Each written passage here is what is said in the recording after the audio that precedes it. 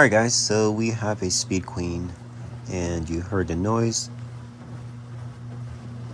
So pretty straightforward. You're going to have two 5/16 screws at the bottom and remove those, lift the front forward and you're in. That's simple. We'll be dealing with that rust towards the end of the video. You will see it. Now, talking about rust, a lot of these machines, they're excellent, but we'll deal with the maintenance part at the end of the video and you'll see really what is the main reason why these beautiful machines will rust out. Now, you see that dust or particle? That's basically your belt breaking apart. Now, some of the reasons for that would be either frozen pulley or you're overloading the machine. Yes, you can overload a Speed Queen, and that will definitely cause them to do that.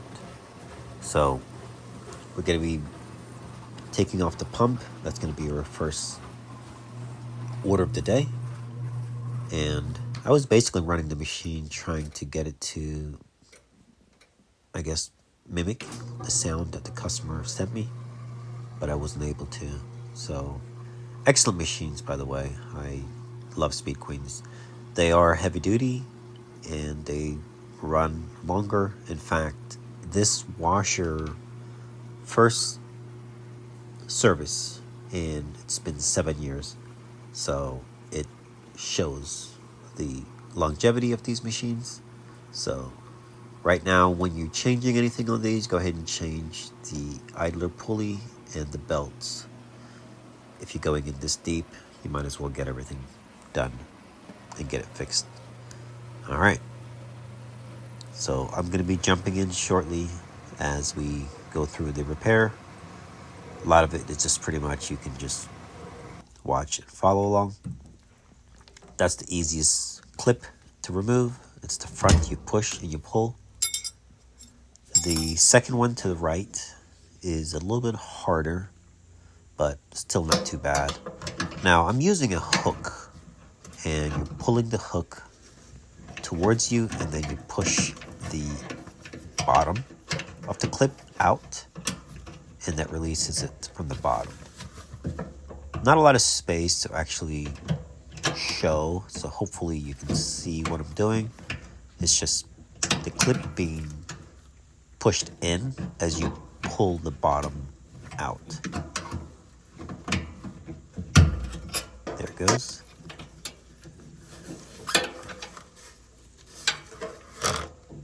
Now the last clip, which is towards the back, you need a needle nose pliers and grab it and you push in. There you go. That's the 3. Now the drain pump, to remove the drain pump, you need to pretty much tilt the machine back. Not the machine itself, but the drum. And that's going to allow you to pivot the pump and pull it down. Here you go.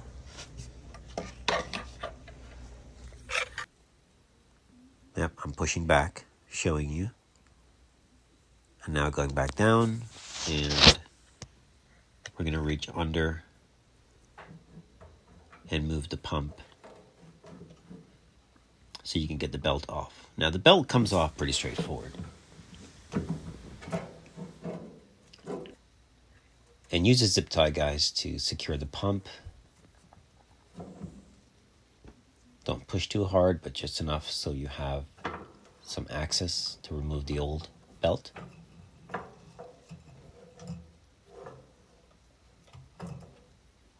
Now you can see this belt. Now if you didn't have another belt, it'd be totally okay, but it definitely needs to be replaced. So, in fact, if you want to keep your old belt as a backup, you can. I mean, it could definitely get you going, but it definitely needs to be replaced. See how smooth that new roller spins? That's how it should be.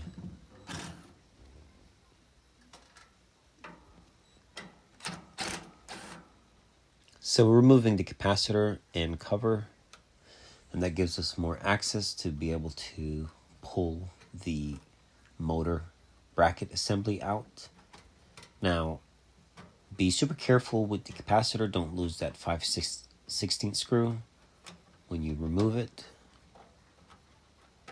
And the capacitor is another 5/16. There we go, taking it out.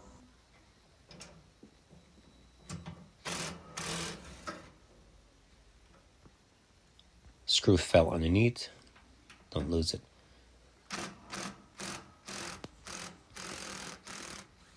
Now, go ahead and get a piece of 2x4 long enough to where you can get it under the motor, so that when you release those screws or bolts, the motor will just come down very smooth and gently.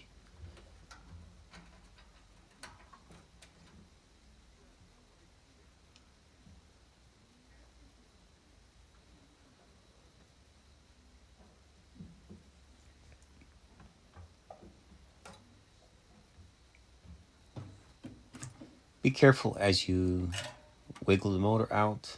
You don't want to damage anything. Just take your time. It comes out.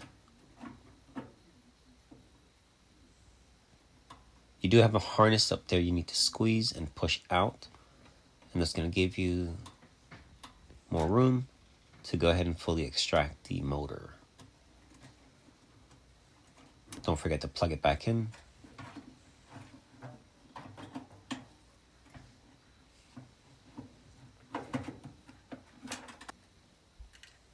All right, so now we're going to be replacing the idler, and we first need to remove the motor bracket.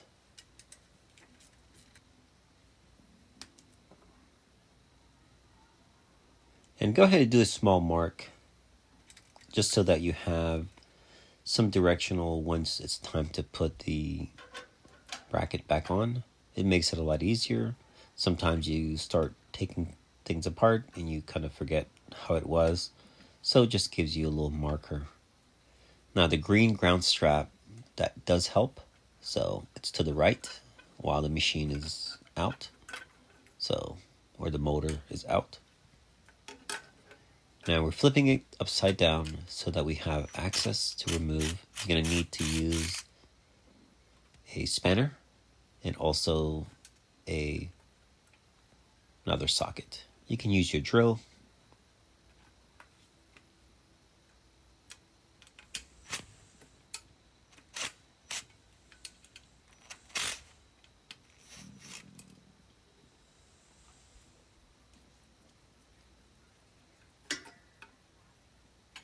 Now I like to leave things just until I get the new one to put on, keep everything in place, and you have a good comparison as you do it. Make sure you put the new hardware in, even the spring. Those springs do wear out and they lose some of their tension, so while you're there, install the new part.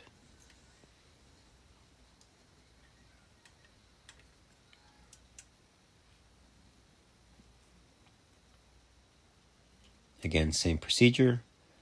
Don't forget the washer that goes between the bolt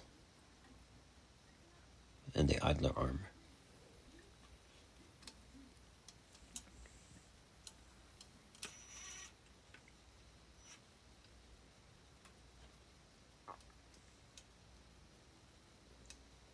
Now make sure you torque it good enough, but don't over tighten it. It needs to be able to move back and forth. Now we're putting back our washers or damper washers, and we're going to be tightening down.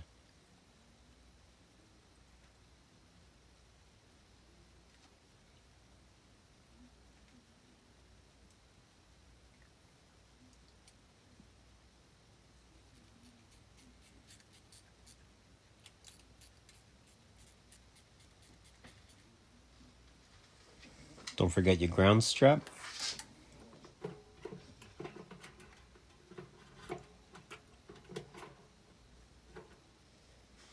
You can see I have my piece of 2x4 as I'm inserting back the motor and bracket. It helps to keep it up so you don't have to hold it up with one hand while you're trying to get the screws in, or the bolts in, I should say. And go ahead and just snug them in. Don't over tighten them, otherwise you'll have to loosen them again. Sometimes I get excited and it does happen.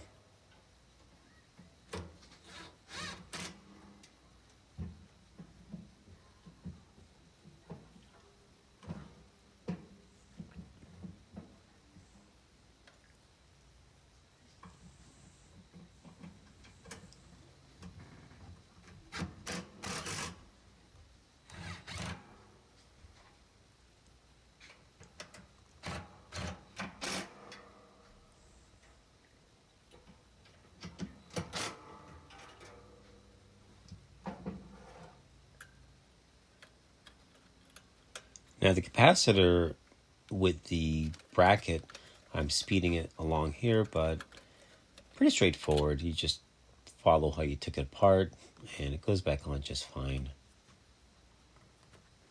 Don't forget your harness. It does have a loop. You want to insert it back into the hole. You can see the old pulley, how it was stiff, was not turning. And always compare your belts, make sure they're the same and nothing is different. So inserting the belt under, and you're going to slide it over the large pulley first, which is on the transmission. You may have to reach in deep and push your hand down just to get it past. You're going to have a cavity underneath.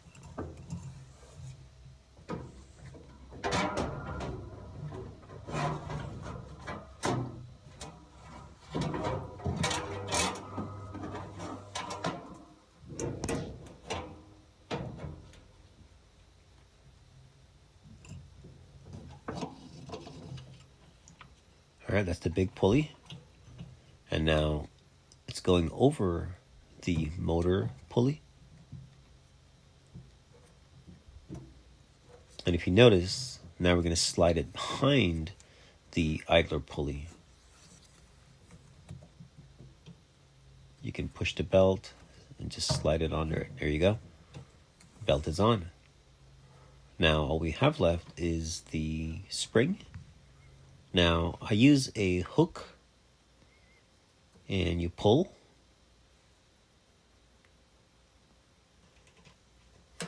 Fits right in there. Perfect.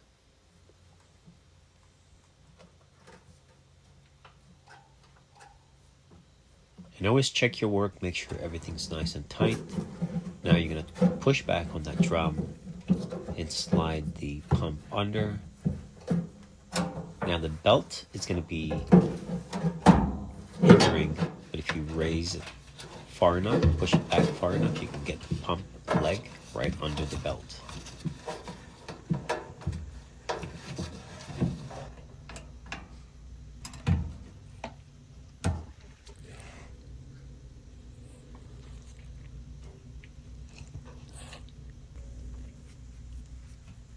Hopefully you guys can see these clips going on. Not a lot of you can do here, it's just what it is.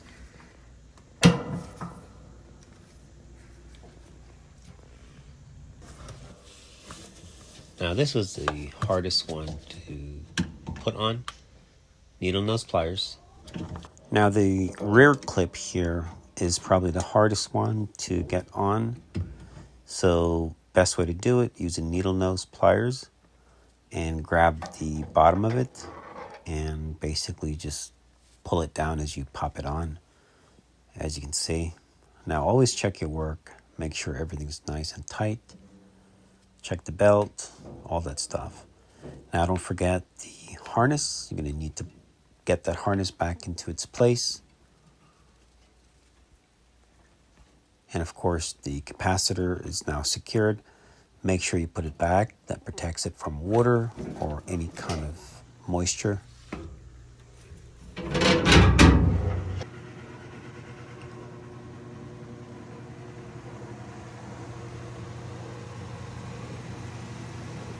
Check your work, make sure nothing is not where it's supposed to be. If you did loosen those screws or clamps to the pump, make sure you tighten those back. So now we're going to be doing some maintenance, and we're applying WD-40 all the way around. What WD-40 is going to do is going to protect the joints from any moisture intrusion in the event, even though now we took the top off and we cleaned out the drain holes, and we went ahead and cleaned the machine up as well. We're also adding some lithium grease. It's not as thick as what the factory used, but this machine still has quite a bit of grease. We're adding some grease to those bolts. Sometimes moisture fall on them and they rust. When you go to work on them, it's a mess. So small things you can do to keep your machine running good. We're going to raise the top up, and we're going to clean all the drain holes. See all that lint? It's not good. So use a small pick or even a toothpick, something to pull out any lint, and then go ahead and wipe and clean your machine down while you're there. Doing a quick clean for the customer.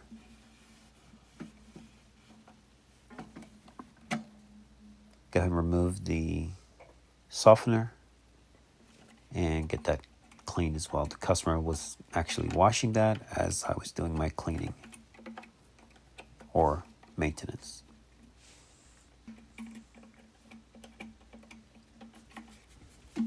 We're pretty much done with this repair, and we're just basically doing a nice clean. So I'm going to basically say we are done with this. So enjoy the rest of the video. Thanks for watching, and don't forget to like and subscribe. Thanks for watching.